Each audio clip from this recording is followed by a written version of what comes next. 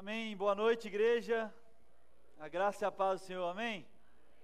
Vocês estão, tá tudo bem? Tudo tranquilo? Mais um ano se encerra, né? E hoje foi um dia muito feliz para mim. Hoje eu acordei antes das 5 da manhã, mas não foi para orar não, foi para pegar uma carona mesmo.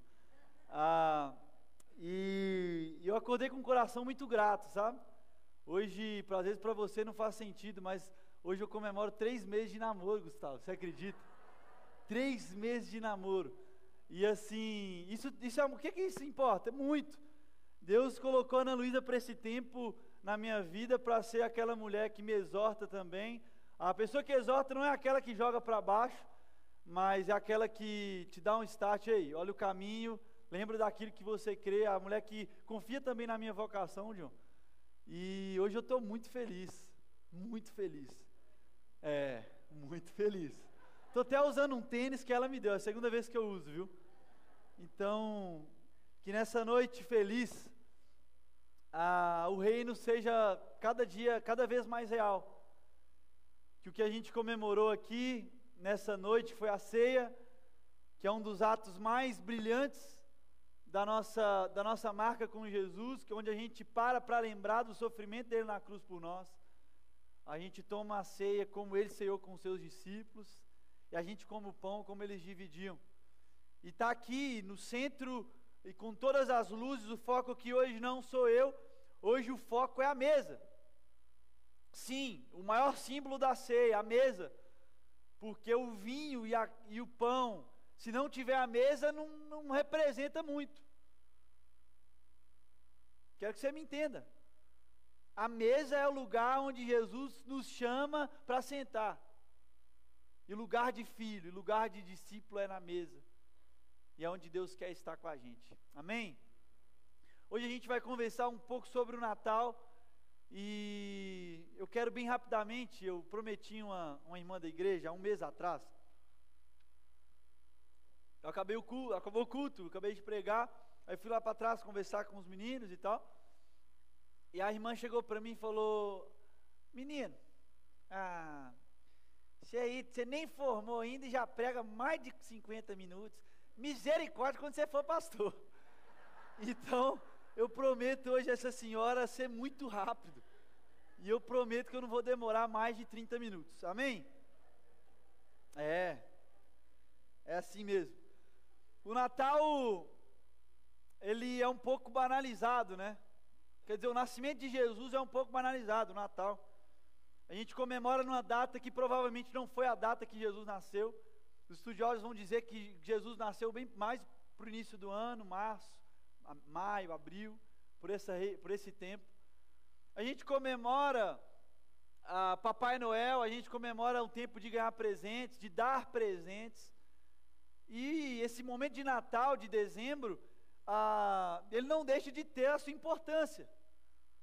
Eu lembro do meu tempo de Natal com a minha família. Meu pai, no início, ele gostava, né? Lá em casa tinha a árvore de Natal, aí chegou um tempo que ele não concordou mais, falou: nós não vamos armar mais, nada contra, tá, irmãos? Eu não estou pregando nada que tem que ser ou não tem que ser, mas lá em casa ele cortou. A gente morava no condomínio e o Papai Noel sempre ia, né? No condomínio, com as crianças. E as crianças ganhavam bicicleta, as crianças ganhavam algumas coisas, presentes aqui, presentes ali. E como meu pai falou: não, Núbia, minha mãe, né? Núbia, a gente não vai dar presente para os meninos, comprar isso tem caro, que não tem nada a ver. Nós vamos ensinar eles assim, né? Como é que é o Natal. Mas minha mãe, para não deixar a gente sem graça, todo mundo ganha bicicleta, skate, aquela coisa, ela ia lá numa loja de presente e comprava um ioiô para nós 3. E foi 2 anos seguidos ioiô. Mas foi bênção. Porque meu pai nos ensinou o real sentido do Natal. Se é da maneira certa que você acha ou não, isso não é uma pauta hoje aqui. E eu liguei para ele essa semana, e eu estava com ideia. Nossa, o Renato falou: você vai pregar dia 5, sobre o tempo de Natal. E eu estava com ideia, eu estava lendo Jó, tinha uma sacada, falei: pode juntar com isso, e tal, aquela coisa toda. E quando a gente vai começando assim, nós ficamos caçando uma sacada na Bíblia. Nós ficamos caçando na Bíblia uma coisa assim: vai impressionar, isso vai mexer, isso é novo, isso, aquilo ali, isso, aquilo ali. E eu liguei para o meu pai, o que ele foi, me deu mais um Hadouken, né? Ele falou assim: ei, Mateusão, calma. Pregue o básico. Pregue a simplicidade. Mas uma simplicidade que seja real para você. E nessa noite eu quero compartilhar com vocês algo que é real para mim.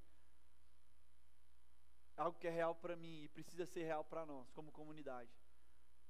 O nascimento de Jesus vem trazer, em primeiro ponto, a liberdade, a esperança, perdão.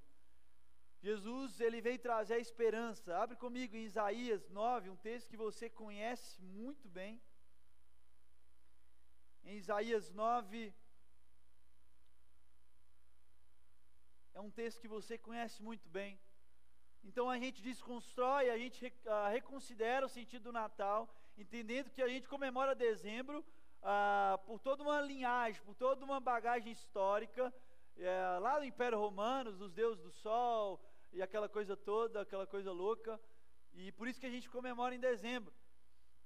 Mas Jesus, ele veio ao mundo, ele nasceu, o porquê do nascimento dele foi para trazer esperança para um povo que estava perdido. A gente vai ler Salmos, a gente vai ver o cântico do povo de Levi, de Davi, o povo exilado, que ficava desesperado, Gustavo, porque, e cadê Deus? A gente foi tirado do nosso povo, a gente foi tirado, Jerusalém foi destruída. Um povo, pastor Reinaldo, que não tinha mais esperança. Mas aí Deus levantava quem? Os profetas.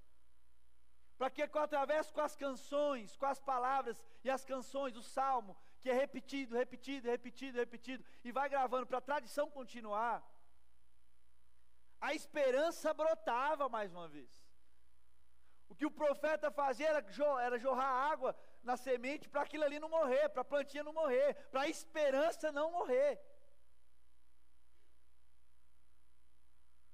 E aí Isaías, o profeta Isaías, lá no capítulo 9, vai dizer no verso 6 o seguinte: porque um menino nos nasceu, um filho nos foi dado, e o governo está sobre os seus ombros, e ele será chamado maravilhoso, conselheiro, Deus poderoso, Pai eterno, príncipe da paz.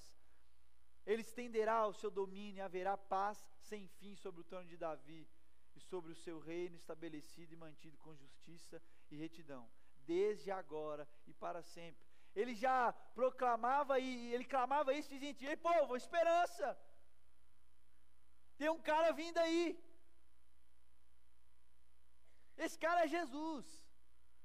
Jesus era a única esperança para o povo. Apareciam alguns messias, mas Jesus era diferente. Sabe por que Jesus era diferente? Pensa comigo, Hitler no seu domínio, um homem com uma ideia, com um ideal, não sozinho, porque ele tinha alguns perto, mas ele tem um ideal e aquilo ali choca, né? Todo mundo, é isso aí, aí a galera se junta e eles começam a massacrar. Muitos da Alemanha não concordavam com isso, deram o pé. Muitos foram o quê? Destruídos, mortos, exterminados. E quando Hitler morreu, o que aconteceu? Acabou.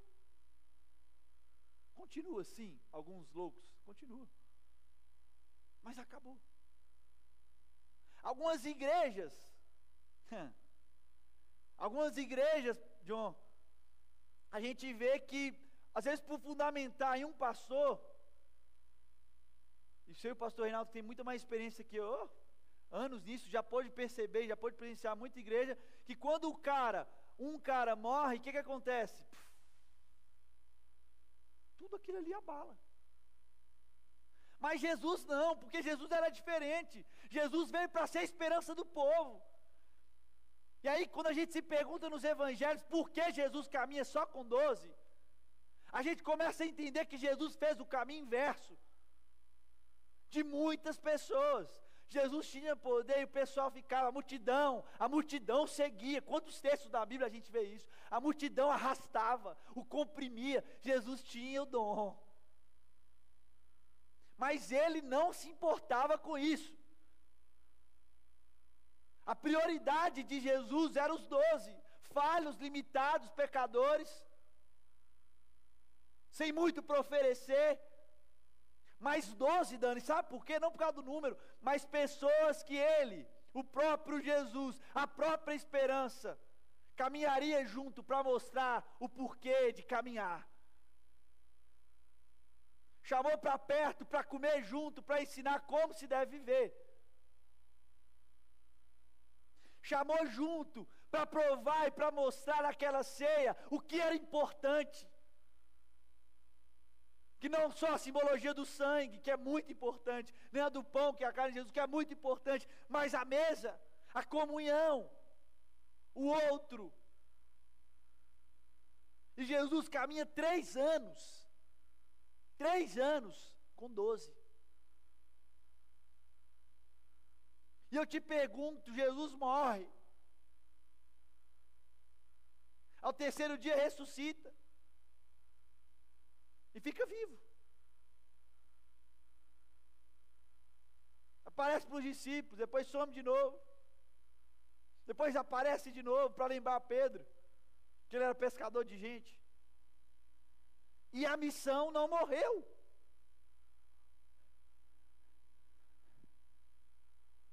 O que Jesus pregava naquele tempo não morreu. A palavra daquele Messias, desacreditado por muitos, humilhado por muitos, crucificado por muitos, não morreu. Sabe por quê? Porque Jesus é a única esperança. E o nosso segundo ponto aqui essa noite é que ele veio para libertar. A mensagem de Jesus não é colonizar nada e nem ninguém, não é oprimir nada e nem ninguém, é libertar. É libertar. E Jesus mostra isso. Abre comigo aí.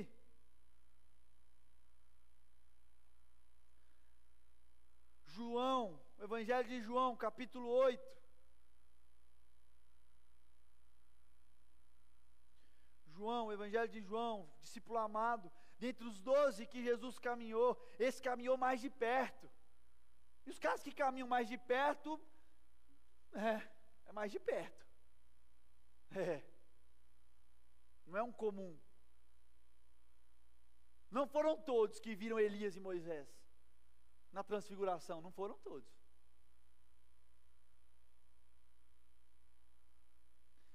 João, capítulo 8, verso 31 a 36, amém? Deixa eu olhar para o relógio para a irmã não brigar comigo depois. Amém. Eu já estou de olho para onde ela está, pastor, porque aí, onde ela estiver, eu vou desviar. Mas é isso aí. Diz assim a palavra de Deus: disse Jesus aos judeus que haviam crido nele: se vocês permanecerem firmes na minha palavra, verdadeiramente serão o quê? E conhecerão a verdade, e a verdade os libertará. É por isso que continua, a verdade que liberta.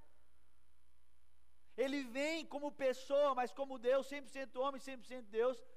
Mas o que liberta é a palavra dele. É por isso que não morre. É por isso que não é só uma era. É por isso que Jesus não é uma fase na história. Não é. E a palavra continua dizendo: e eles lhes responderam: somos descendentes de Abraão e nunca fomos escravos de ninguém. Como você pode dizer que seremos livres? Jesus respondeu: digo-lhes a verdade. Todo aquele que vive pecando é escravo do pecado. O escravo não tem lugar permanente na família, mas o filho, aquele da mesa, que tem direito de sentar à mesa com o pai, olha aí, mas o filho pertence a ela para sempre. Portanto, se o filho os libertar, vocês de fato serão livres. Jesus veio para trazer libertação. A esperança veio não só para causar um momento, uma fase de utopia, um momento, uma fase de crer em algo, de me apegar em algo, não. Além de ser a esperança, Ele é aquele também que liberta. Ele te liberta. Liberta do pecado. E o pecado é danado, viu? Não sei com você, mas comigo o bicho me persegue. Eu lembro de Hebreus 12, que vai dizer que o pecado, sabe aquele pecado que agarra firmemente em nós? Sai correndo, meu filho. Não tem outra forma não. Sai correndo. Ele veio para libertar. E o terceiro e último ponto dessa noite é que esse Jesus, ele veio para causar, para gerar de novo um relacionamento do homem com Deus, mas não somente isso, um relacionamento do homem com o outro. Um relacionamento do homem com o outro. E é o último texto que a gente vai ler essa noite, 1 João, capítulo 1. 1 João, capítulo 1. É o texto que a gente fica agora.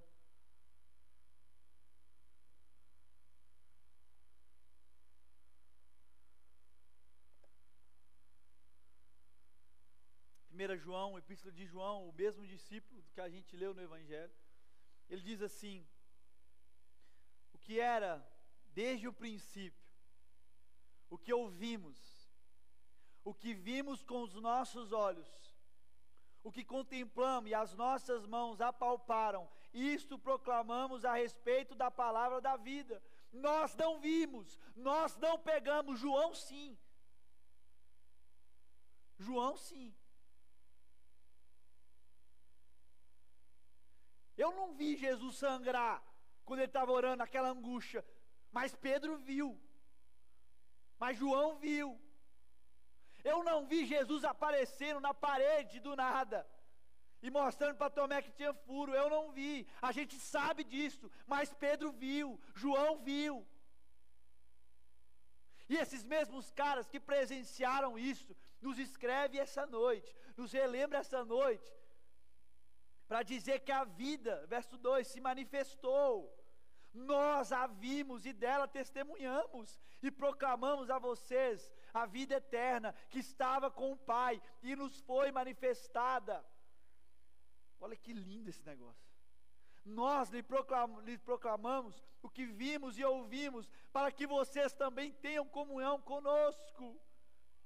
Nossa comunhão é com o Pai, com seu Filho Jesus Cristo. Esse discípulo que viu tudo isso, que viveu com o Pai, ele não chama para com Jesus um relacionamento de Jesus comigo, mas uma relação de Jesus conosco. Ele é categórico em dizer a relação conosco. Esse Jesus que veio trazer esperança, esse Jesus que veio libertar, e que veio nos conectar com o Pai e com o outro, ele veio nos ensinar o seguinte: ei, amigão, a relação não é comigo só, é conosco. É por isso que a igreja se senta à mesa. É por isso que Jesus se senta com 12. Porque a multidão não cabia na mesa. Mas Jesus, naqueles 3 anos, ele podia passar a essência, podia passar a verdade através da mesa. Não existe fazer algo sozinho. Como você confessa pecado? Para o espelho. A Bíblia fala de confessar pecado para quem? Para o próximo, para o outro. Para o outro. Jesus, quando leva, Rafa, os discípulos para o estágio de evangelismo, Jesus manda o quê? Um para cada cidade, um para cada lugar? Ou não? Manda de quantos em quantos? Colou aqui, né? Eu vi. 2 em 2. 2 em 2. Por quê? É o outro. É o outro. Esse Jesus veio para nos conectar com o Pai. Mas não só isso. É para nos conectar com o próximo. Nesse Natal, nessa época onde todo mundo está mais aberto, onde todo mundo está perdoando mais, e é verdade, nos comove, ainda mais depois de um acontecido desse no Brasil, que chocou o mundo, nos comove, nos faz parar para pensar, mas que nesse Natal, o que seja sentido para você, seja somente o Jesus que veio trazer esperança, que veio libertar e que veio conectar a nossa vida com o Pai e com o próximo. Conectar com o Pai e com o próximo. Esse Deus não é só comigo. Eu não quero, Vitinho, que você saia aqui dessa noite sem lembrar disso. Esse Deus é conosco. O pão é nosso. O Pai é nosso. O perdão não é só me perdoa, mas perdoai-vos. O perdão também é nosso. A mesa não é minha, é nossa. E aí? Vai segurar perdão? Vai segurar orgulho?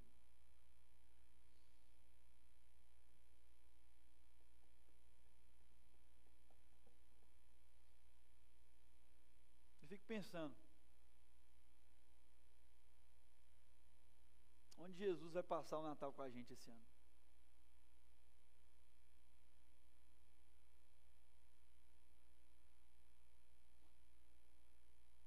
Onde Jesus vai passar o Natal com a gente esse ano?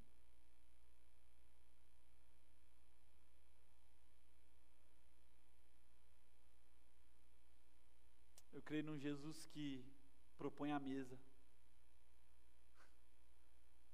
Porque na mesa, não sei se você já percebeu, todo mundo se iguala. Não tem ninguém maior que o outro. É na mesa que Ele nos lembra as histórias de esperança. É na mesa que Ele explica o porquê da libertação. E é na mesa que Ele nos inspira a nos relacionarmos com o Pai. E mais, sermos apaixonados pelo próximo. Onde Jesus vai passar esse Natal? Vai ser na mesa? Ou você já reservou um outro lugar para você passar? E Jesus nesse lugar não cabe. Onde Jesus não tem voz. Onde Jesus não tem tempo.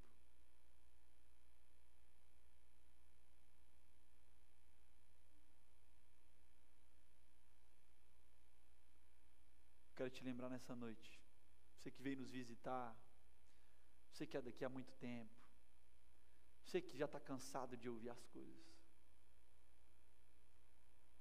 Estou ouvindo uma música essa semana, peço licença para compartilhar uma parte dela, e tem me feito pensar tanto. Uma parte dela vai tentar dizer o seguinte, é como se Jesus estivesse falando para a gente: tenta me reconhecer no temporal, me espera, tenta não se acostumar, eu volto já, me espera.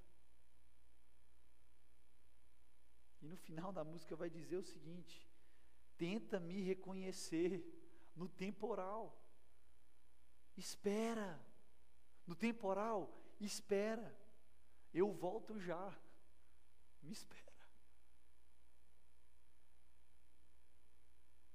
Ele é a única esperança. Ele é a única esperança para o mundo em caos. Ele é a única esperança, César. A única esperança. Ele é o único libertador, que vai nos libertar do pecado, que vai nos libertar do mal. Ele é o único. É por isso que a gente aqui na frente, quando abre essa palavra, o nosso coração se constrange.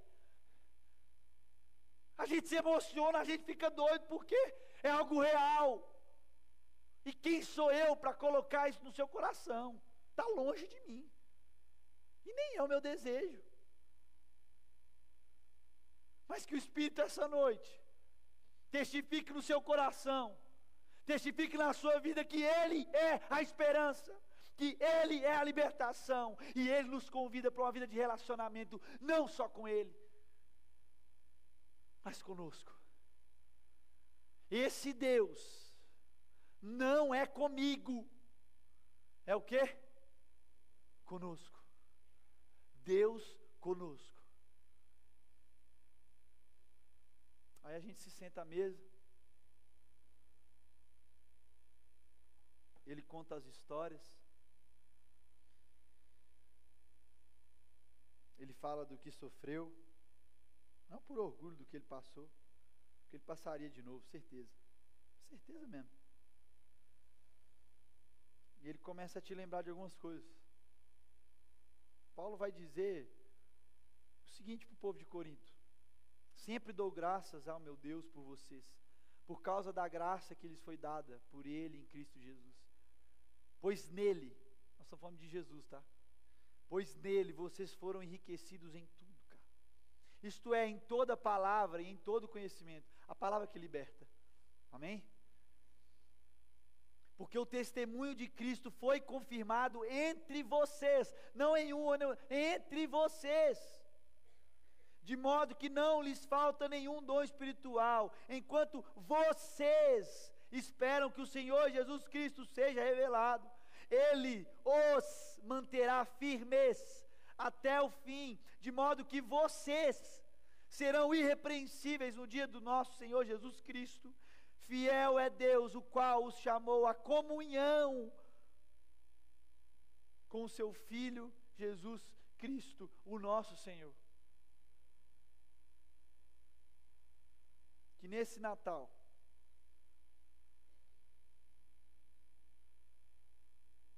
Jesus tenha um espaço na mesa.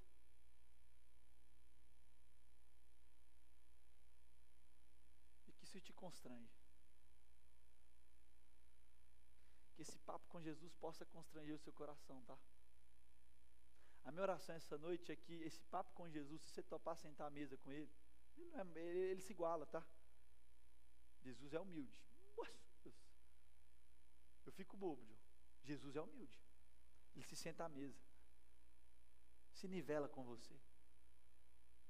Que esse papo com Jesus nesse Natal, ele possa constranger o seu coração. Ele possa te relembrar de algumas histórias do passado. Que ele possa te lembrar que só Ele há esperança. Que só Ele tem poder para libertar.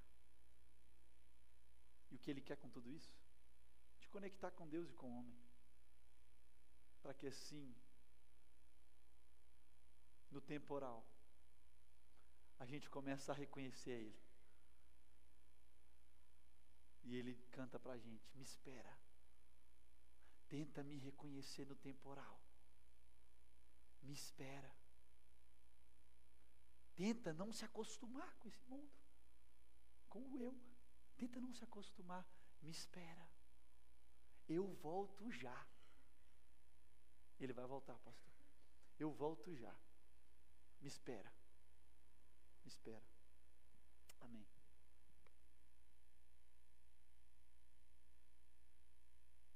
Vamos orar.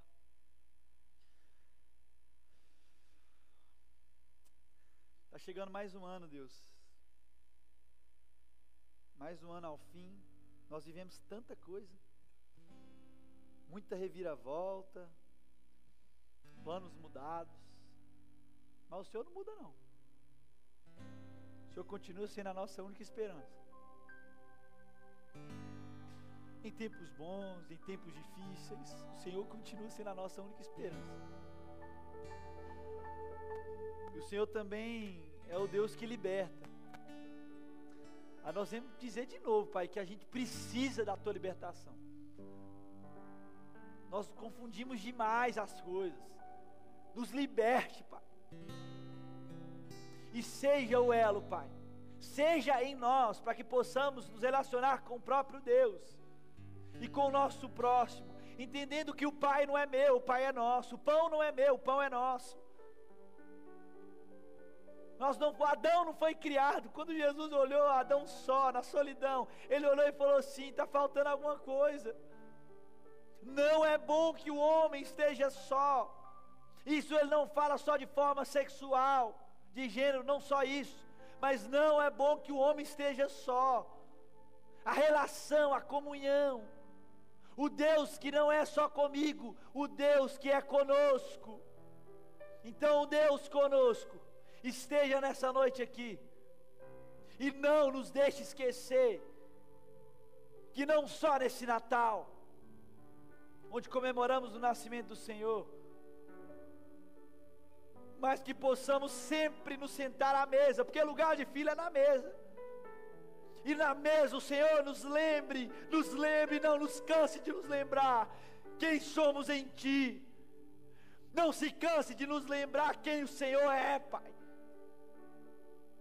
Não nos canse de lembrar que foi o Senhor, naquele sacrifício vivo, que nos uniu com o Pai, para sermos um em Cristo Jesus e com o Pai. Mas não só com isso, com o meu próximo. 1 João vai dizer também que ninguém jamais viu a Deus, mas Cristo se revela através da relação, e a gente só se relaciona com o próximo. Se revela em nós, seja em nós a esperança, a libertação e a conexão. Eis-nos aqui, Pai, eis-nos aqui, e nós entendemos que o Senhor vai voltar. Nós cremos que o Senhor está voltando, e a gente está te esperando aqui, Pai. Nos prepare mais, eis-nos aqui, amém.